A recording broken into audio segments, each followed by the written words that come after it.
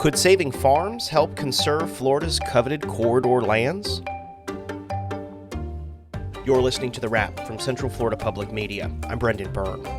Within the 18 million acre area designated the Florida Wildlife Corridor, about 8 million acres still aren't protected from future development, and a little more than half of that unprotected land is agricultural. Experts say if they're managed sustainably, agricultural lands can often double as conservation lands. There's almost a one-to-one relationship. Yes, they're not pristine.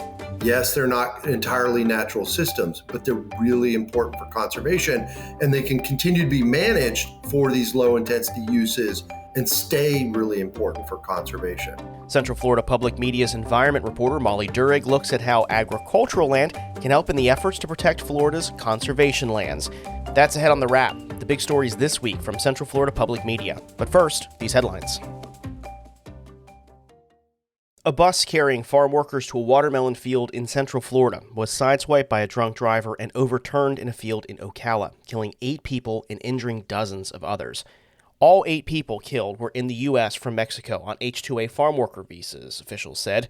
Mexico's president said 44 Mexican citizens were on the bus, hired by a Mexican-American farmer to work on the watermelon farm under temporary or seasonal visas. The Farm Workers Association of Florida's Ernesto Ruiz says families of the injured workers may be dependent on their wages, and because of this crash, there could be wider impacts to their families. They're leaving their families to a foreign country where they're often treated poorly, not because it's a joy for them, but because it's an economic necessity. Ruiz says the victims don't have health insurance, and he is calling on the community to provide aid during their recovery. His organization started a GoFundMe to support the victims and families. The Florida Highway Patrol arrested the driver and charged him with 8 counts of DUI manslaughter. The Orlando City Council is increasing the city's stormwater fees by up to 131% over the next 4 years. Central Florida Public Media's Joe Burns reports it comes after a vote earlier this week. It's Orlando's first increase in stormwater fees in 15 years. Numerous homeowners objected to the amount and the perceived unfairness of it. The 5-to-1 decision came after the stormwater program, which faces soaring construction costs, piled up $17 million in debt last year. The smallest fee will increase by 52% to $127 a year. Fees for larger homes with 2,500 square feet or more of impermeable surface will more than double to $318 a year. One homeowner, Brett Giardello, told commissioners the increase is, quote, regressive. If Bill Gates moved into this town and bought a $10 million house, he'd be paying the same stormwater fee as me. It's nonsense. Monday's decision also requires a study to help the city reevaluate current discounts and fee caps. Joe Burns, Central Florida Public Media. The first launch of Boeing's Starliner capsule carrying humans has been delayed once more, this time due to a leak on the spacecraft. NASA and Boeing are now targeting no earlier than Tuesday, May 21st for Starliner's crewed flight test. The delay comes after a launch attempt earlier this month was called off after engineers discovered an erratic valve on ULA's Atlas V rocket. Boeing says ULA successfully replaced that valve, but teams discovered a small helium leak on the spacecraft. Helium is used for the vehicle's thrusters to control and steer Starliner. NASA astronauts Butch Wilmore and Sonny Williams will fly the spacecraft's maiden flight. The duo returned to Houston last week, but will travel back to Kennedy Space Center in the coming days. These stories and more on our website. Visit cfpublic.org. Summer break is almost here, which means tourists will be flocking to Central Florida as Orlando remains the top travel destination, according to the AAA Auto Club. But an increase in the cost of living is one factor some experts say may be holding people back from big vacations, including trips to the Sunshine State. We might be facing competition from other states that could maybe be more affordable. The economics of travel, more on our website, cfpublic.org. 16%. That's the amount of Florida's agricultural land currently protected from future development. That's according to a study published earlier this year, which also found most of that farmland provides some kind of conservation benefit, like wildlife habitat and flood storage. In partnership with the Florida Trident, the Oviedo Community News, and WGCU, this week Central Florida Public Media's environment reporter Molly Durig brings us part 2 of her 2-part series, exploring the intersection of agriculture and the Florida Wildlife Corridor. Only about 3% of Florida's conservation land is privately owned. including this roughly 700-acre ranch in Flagler County, where I'm watching some newborn cow-calves and their moms frolic around. As you can see, we run a cow-calf operation on this side, plus the hay and some forage fields, all for the cattle.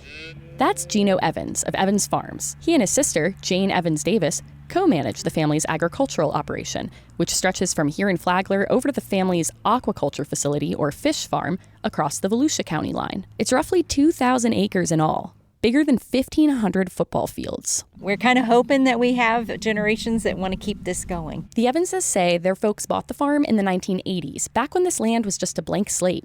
And in 2009, the Evans Ranch became the first farm protected by Florida's Rural and Family Lands Protection Program through an agricultural conservation easement, a voluntary legal agreement to protect the land's natural resources. It was a decision we were making for the future generations of the family. Typically, conservation easements restrict use of the land. But under this kind of agricultural conservation easement, the Evans Ranch in Flagler County can still be used for farming and stay in private hands. We still can do any agricultural venture that we want. And so that's why, in the end, we thought this was the best deal that saved the property for agricultural use. Undeveloped land in general is a precious resource in Florida. Farmland is its own special breed. It's tragic how many farmlands are disappearing. 60,000 acres a year, according to one estimate from Florida Conservation Group. Nationally, the Department of Agriculture census reports about 7% fewer farms today compared to 2017. But here in Flagler County, that loss is even more stark. Over the last decade and a half, the county lost 23% of its farms. Gino Evans says he doesn't like seeing other farms disappear, whether they're bought by rich developers or the state. They buy that right, they're doing away with the farm. That's happening more often as state leaders hone in on protecting the 8 million acres of Florida wildlife corridor that aren't set aside for conservation by any public or private entities, half of which is agricultural land. The corridor itself doesn't provide any land protections, just outlines which natural areas in Florida are most important to protect. Data from Florida's Department of Agriculture and Consumer Services show right now 77 agricultural conservation easements are active statewide, with 22% of them here in Central Florida. If we're going to protect the Florida Wildlife Corridor, if we're going to close all those gaps, we have to protect working lands. That's Tom Hochter, director of the University of Florida Center for Landscape Conservation Planning, which recently co-published a study about the major role agricultural land plays within the corridor. Often, depending on how it's managed and where it is, it can be very similar to natural ecosystems. That's especially true for working lands, ranch lands, and timberlands, which Hochter says cause less damage to Florida's environment than other, more intensive agricultural activities, like crop production. Often, those working lands double as wildlife habitat, like for the nesting fox squirrels, bald eagles, and gopher tortoises living on Evans Ranch. We don't need a zoo. We have our own wildlife habitat out here. The ranch also borders Lake Diston, an impaired or polluted water body, according to Florida's Department of Environmental Protection. That's not exactly surprising, based on state data showing most of Florida's water bodies are polluted by everything from metals, like the lead in Lake Diston, to nutrients, like nitrogen from fertilizer runoff. That runoff helps explain FDEP data showing agriculture is a major source of pollution to Central Florida's freshwater basins. You get a big rainstorm that comes in after the fertilizer has been put down, and it just flushes all of that fertilizer straight into the aquifer. That's Florida Springs Council Executive Director Ryan Smart. He says most of the state's drinking water comes from the massive underground Floridan aquifer. No matter what we do on the ground, it affects our springs, and whatever happens to our springs is not only the springs and the rivers, but it's our drinking water. State law requires farmers within polluted water basins to use certain best management practices, or BMPs, to improve water quality. But Smart says Florida law grants farmers using BMPs an automatic presumption of compliance with water quality standards. No actual water testing required. So they're not even really evaluating water quality. Florida's Department of Agriculture says FDEP is responsible for water quality sampling. FDEP didn't answer questions about whether it does any water quality testing to check if BMPs are working. Still, an analysis by UF's Water Institute finds more agricultural conservation easements like the Evanses could benefit Florida's water resources, especially rivers and wetlands. That is, if the land is managed sustainably. That's the key, UF researcher Tom Hochter says, to understanding how agricultural lands can double as conservation lands. There's almost a one-to-one relationship. Yes, they're not pristine. Yes, they're not entirely natural systems, but they're really important for conservation, and they can continue to be managed for these low-intensity uses and stay really important for conservation. Hochter wants to see Florida do more to incentivize farmers to manage the land sustainably, like by paying farmers for the ecosystem services they provide. And he says the stakes of not doing that are high. The fact is we're losing agricultural land in Florida every day to conversion and development. And once it's converted to development, it's not coming back. The Evanses want to see Florida's agriculture thrive along with its environment. I'm in favor of the wildlife corridor for sure, but I'm not in favor of pushing agriculture out of the way for that. Gino Evans says he's sorry to see a multi-generational family cattle operation in Seminole County enter its final chapter after Florida's flagship public land acquisition program acquired the Yarborough Ranch earlier this spring. The Yarborough's owners were willing sellers, but still, Evans says it's a loss. They displace the agricultural part of it, I think you're missing the whole point to the conservation. The Evanses are glad their conservation easement lets them keep doing the farming they love while protecting some of rural Florida from development. And the conservation exemption slicing property taxes in half doesn't hurt. They're hoping local governments in Florida can help find more land protection solutions that include agriculture.